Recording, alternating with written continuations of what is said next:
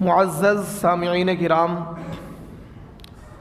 ناظرین عظام، حاضرین مجلس، نوجوان دوستوں اور بزرگوں، پچھلے ہفتے جس موضوع پر میں نے تقریر کی تھی وہ ایک اہم موضوع تھا، تبلیغی جماعت کی اصلاح کو لے کر۔ الحمدللہ میری وہ تقریر پوری دنیا میں سنی گئی اور تقریباً کئی لاکھ لوگوں تک وہ تقریر پہنچی۔ تو میں سب سے پہلے شکر گزار ہوں ان علماء کا کہ جن علماء نے میری اس تقریر کو سنا اور مجھے انہوں نے حوصلہ افزائی کی میری، اور میری اس تقریر کو انہوں نے تائید کی کہ بر وقت آپ نے تبلیغی جماعت کی اصلاح کی ہے، اس کی بہت ہی سخت ضرورت تھی۔ انہوں نے کہا کہ یہ کام ہم کمروں میں کیا کرتے تھے، تنہائی میں بیٹھ کر آپس میں گفتگو کیا کرتے تھے کہ ہاں یہ خامی تبلیغی جماعت کے اندر آ گئی ہے، یہ کمی آ گئی ہے، لیکن ہمارے اندر یہ ہمت نہیں ہو پا رہی تھی کہ ہم برسر منبر یہ باتیں کہیں۔ اب یا اس کو حکمت سمجھ لو یا لوگوں کا ڈر سمجھ لو، لیکن مفتی صاحب آپ نے یہ بات کہہ کر کیا ہے پوری امت مسلمہ اور تمام علماء کی طرف سے ایک حق ادا کر دیا ہے۔ تو میں شکر گزار ہوں ان علماء کا، اور میری ویڈیو انشاءاللہ پوری ہندوستان میں پہنچے گی، تو جہاں جہاں میری یہ ویڈیو پہنچے میں ان تمام علماء کا شکر گزار ہوں کہ جنہوں نے میری اس تقریر کی تائید کی اور اپنے حق گو اور حق پرست ہونے کا ثبوت دیا۔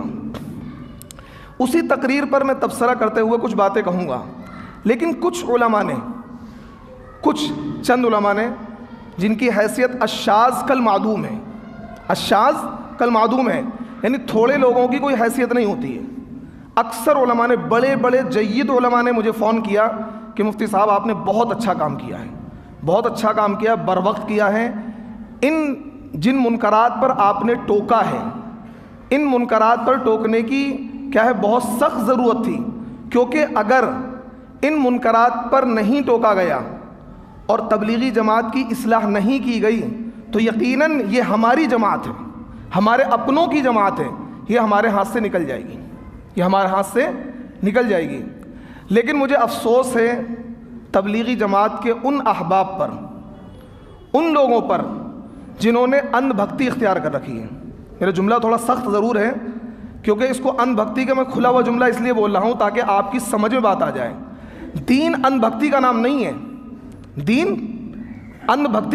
ہے، ہو سکتا ہے کہ مفتی یونس آج اچھی بات کر رہے ہیں، کل کو غلط کرنے لگیں، تو آپ میری بھی اندھ بھکتی اختیار نہ کریں۔ میری وہ بات جو قرآن حدیث کے مطابق ہو مان لیں، میری وہ بات جو قرآن حدیث کے خلاف ہو بالکل نہ مانیں۔ حضرت امام ابو حنیفہ رحمۃ اللہ علیہ نے یہ کہا کہ میری کوئی بات قرآن حدیث کے خلاف آ جائے تو تم اس بات کو نکار دینا، رد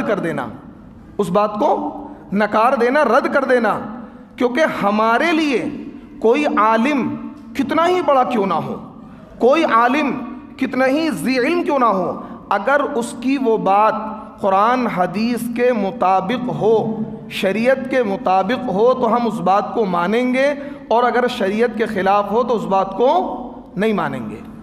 ہمارے وہاں سب سے بڑی بیماری کیا ہے؟ اکابر پرستی۔ کیا ہے؟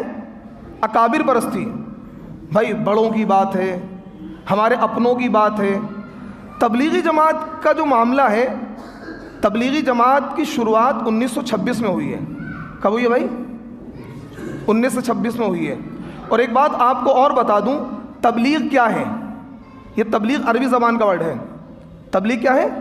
عربی زبان کا ورڈ ہے۔ میں بہت کھول کر سمجھانا چاہتا ہوں، شاید آپ کی سمجھ میں بات آ جائے، اور اندھ بھکتوں کے سمجھ میں تو بالکل نہیں آئے گی، یہ بھی کہہ رہا ہوں میں۔ اندھ بھکتوں کے سمجھ میں بالکل نہیں آئے گی، یہ بھی کہہ رہا ہوں میں۔ لیکن ہاں جو اندھ بھکت نہیں ہے ان کی سمجھ میں بات آئے گی، اور میں انہی کو سمجھانا چاہ رہا ہوں، اندھ بھکتوں کو میں سمجھانا بھی نہیں چاہ رہا ہوں۔ آپ اندھ بھکت بنے رہیں، قیامت کے دن اللہ آپ کا فیصلہ کر دے گا۔ تبلیغ یہ عربی زبان کا ورڈ ہے، اور تبلیغ کے معنی آتے ہیں بات کو پہنچانا۔ کیا معنی آتے ہیں؟ بات کو پہنچانا۔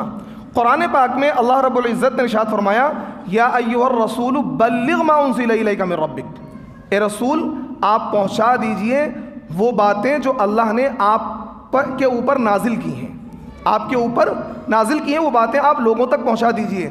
یعنی تبلیغ ایک مطلق چیز ہے۔ تبلیغ کیا ہے؟ مطلق ہے۔ تبلیغ کا کوئی طریقہ، تبلیغ کا، سن لیجئے گا، تبلیغ کا کوئی طریقہ شریعت کی طرف سے متعین نہیں ہے۔ تبلیغ کا کوئی طریقہ شریعت کی طرف سے متعین نہیں ہے کہ بس یہی طریقہ جو ہے اسی سے تبلیغ ہوگی۔ ہمارا تبلیغ والوں سے جو اختلاف ہے وہ یہی ہے، وہ کہتے ہیں کہ یہی دین کا کام ہے، یہی تبلیغ ہے۔ ہم کہتے ہیں یہ بھی دین کا کام ہے۔ ہی اور بھی کا فرق ہے، ہی اور بھی کا فرق ہے۔ ہم کہتے ہیں کہ یہی کیا ہے؟ یہ بھی دین کا کام ہے، یہ بھی تبلیغ ہے۔ وہ کہتے ہیں نا یہی تبلیغ ہے، یہی دین کا کام ہے۔ بس بات یہاں خراب ہوتی ہے۔ حضرت مولانا ابرار الحق صاحب کہا کرتے تھے، جو حضرت تھانوی کے خلیفہ ہیں، وہ کہتے تھے کہ تبلیغ والوں سے جو غلطی ہو رہی ہے وہ یہ ہو رہی ہے کہ وہ کہتے ہیں یہی دین کا کام ہے۔ کیا کہتے ہیں؟ یہی دین کا کام ہے۔ ہم یہ کہتے ہیں کہ یہ بھی دین کا کام ہے۔ کیا ہے؟ یہ بھی دین کا کام ہے۔ وہ کہتے ہیں کہ یہی دین کا کام ہے، اس کے علاوہ ساری چیزوں کا انکار کرتے ہیں۔ وہ ساری چیزوں کا انکار کرتے ہیں۔ ان کے نزدیک مدرسے کی کوئی ویلیو نہیں، علماء کی کوئی ویلیو نہیں، امام کی کوئی ویلیو نہیں، مؤذن کی کوئی ویلیو نہیں، خانقاہوں کی کوئی ویلیو نہیں ہے۔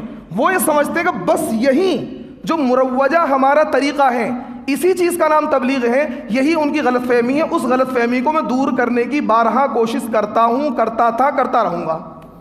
حالانکہ مجھے خطرات ہیں، مجھے اس سے پہلے بھی گولی مارنے کی دھمکی دی گئی کہ گولی مار دیں گے، اور ویسے بھی بڑی دھمکیاں دی گئی، لیکن میں اس بات سے بالکل نہیں ڈرتا، اس بات سے بالکل نہیں ڈرتا، کیونکہ مجھے اللہ کی ذات پر مکمل یقین ہے۔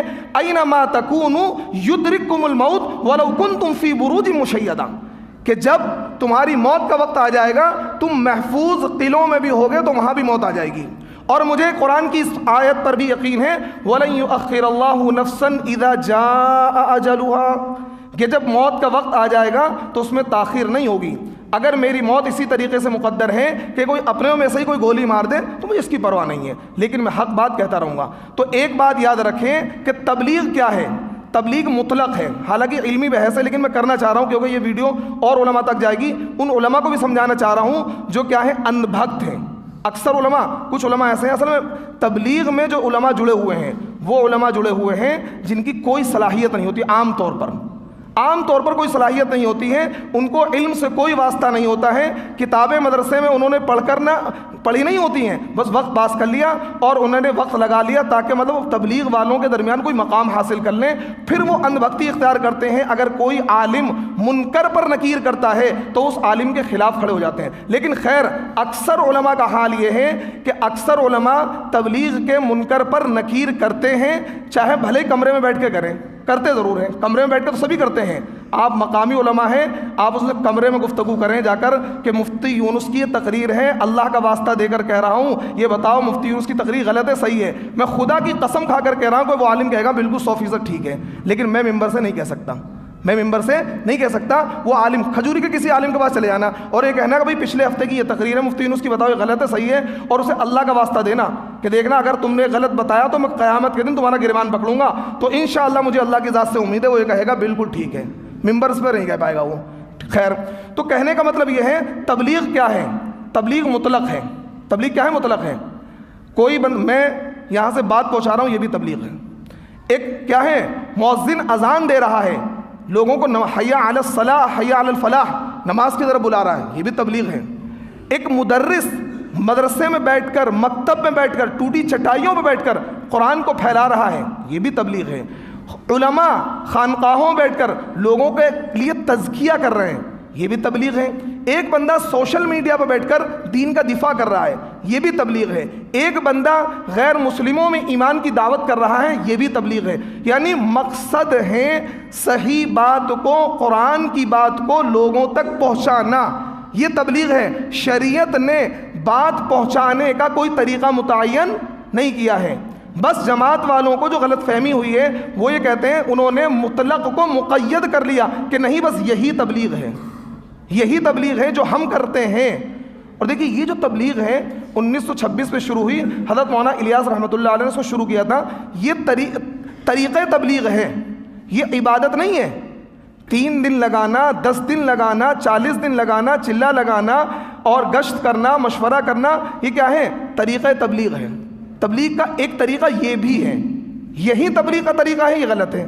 بات سمجھ آ رہی ہے؟ ہی اور بھی یہ بھی تبلیغ کا ایک طریقہ ہے. اب تبلیغ والے کہتے ہیں بس یہی تبلیغ ہے، اگر آپ اس میں نہیں جڑو گے تو آپ ان کے نزدیک معتبر نہیں ہیں. انہوں نے مطلق کو مقید کر دیا، اور شریعت کا ایک اصول ہے المطلق یجری علی اطلاقہ، مطلق اپنے اطلاق پر جاری رہتا ہے. اور مطلق کو اگر آپ مقید کرو گے بغیر دلیل شرعی کے تو وہ عمل بدعت بن جاتا ہے. وہ عمل کیا بن جاتا ہے؟ بدعت بن جاتا ہے. اس لیے ان کا یہ کہنا کہ یہی تبلیغ ہے، ان کے اس کہنے کی وجہ سے اس عمل کو بدعت بناتا ہے. آپ یہ کہیں کہ یہ بھی تبلیغ ہے، آپ کیا کہیں؟ یہ بھی تبلیغ ہے. اور یہ تو اتنے متشدد ہیں کہ اب تبلیغ میں 2 گروپ ہو گئے. ایک حضرت مولانا اسحاق صاحب کا گروپ ہے مرکز والوں کا، ایک گروپ شورا والوں کا ہے. اب حالانکہ دونوں کے کام لگ بھگ ملتے جلتے ہیں، بس وہ فضائل اعمال پڑھتے ہیں، منتخب حدیث پڑھتے ہیں، لیکن کا ایک دوسرے سے دست و گریباں ہیں.